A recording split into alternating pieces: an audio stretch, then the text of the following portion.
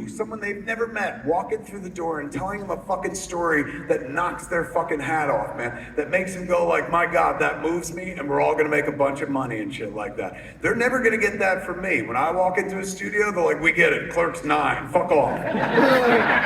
But they've heard my stories over and over again and shit. It's all variations on a theme because I've been doing it for 3 decades. But you have not. And everything you have to say is fucking useful. We are all in this together, but nobody is coming to save us, man. The only way we get out of this one fucking best possible of all worlds alive is with togetherness, man. We have answers that other people need. When you express yourself and tell your story, you're not just possibly entertaining somebody, you're possibly giving them fucking information, tools for them to make their life fucking a little bit better, man. So not only do you get something off your chest and get to make a piece of art or something like that, make pretend. If art sounds too lofty, just bring it down to like make pretend and do a fucking thing. Even if it's just that, you've self-fucking expressed. You put something out there and you have something uniquely yours that maybe you haven't had since childhood. A make pretend thing that you made, you could put up on the fridge that you fucking own. There was nothingness and then you brought something into creation. That's the worst case scenario. Best case scenario is you fucking tell a story that saves somebody's life. This is not an exaggeration. I've been doing this shit 31 years as previously mentioned, and invariably, no matter where I go in the world, I always meet people who will tell me some sweet story about something I fucking made that changed their life, man. I use this example all the time because it still moved me. It happened within 2 years.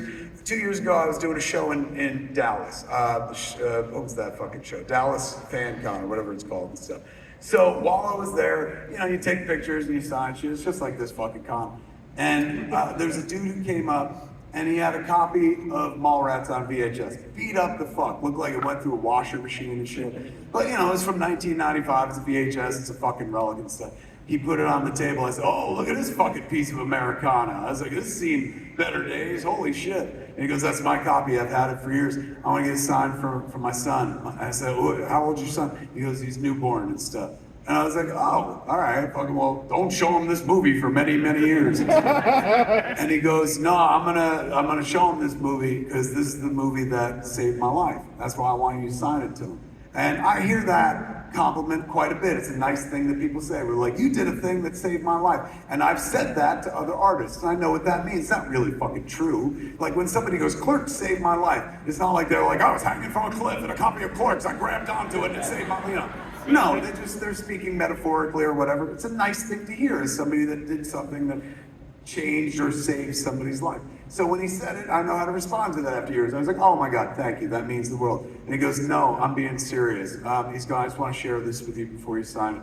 He's going, when I was a kid, when I was a teenager, every day I came home from school, my father would beat the shit out of me to within an inch of my life, every day, really violently. And then I would crawl in a bloody pulp to my room, close the bedroom door, clean myself up, put in Mallrats, and I would escape to the mall with Brody and TS and Jay and Silent Bob, and that was my escape, and that gave me my strength to head into the next day. He's going, now I'm a father, and I would never do to my son what that piece of shit did to me, but I know that this is important, that my boy know that he's alive today because I lived through some shit, so can you make it out to him?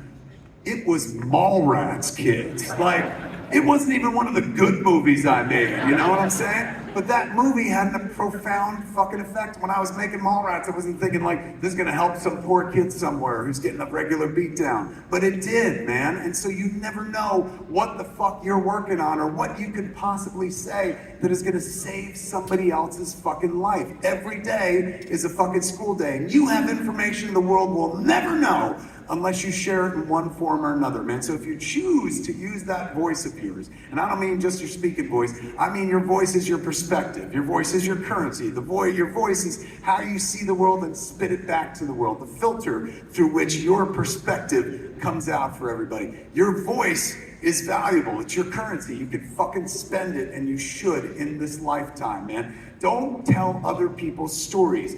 tell yours, man, because it's unique and it's never been told before, and no one can ever tell your story. Nobody has your perspective, and who knows how valuable that perspective is. So it's fun to sit around at Comic-Con and watch people who made their dreams come true, man. I sat here moderating panels where the famous people who made movies and shit. I was like, fucking A, they all started out there as fans and shit. Now they're up here doing their thing. And it's fun to sit around and do that and whatnot because we love the arts, the popular arts, but kids, I implore you, don't leave this world without fucking trying it yourself. You're all fucking storytellers as well. No better than any of us who've been up here. Maybe some cat's got more money than you, but that fucking don't make a difference.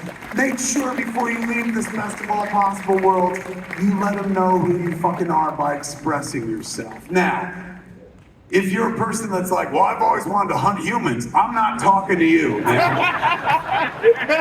Your dreams are unimportant and their nightmares don't make them come true and shit. But try to make your dreams come true before you leave this place, kids. I'm telling you, I try every day. Sometimes it works, sometimes it don't and shit. But like, what are you gonna do other than give it a shot? Thanks for spending the time with me. I love you all. Be very careful.